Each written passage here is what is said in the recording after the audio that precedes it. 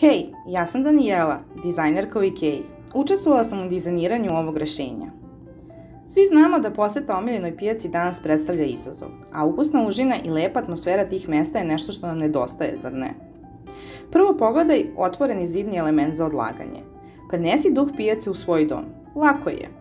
Postavi police i organizovano izloži dodatne zalihe sveže hrane.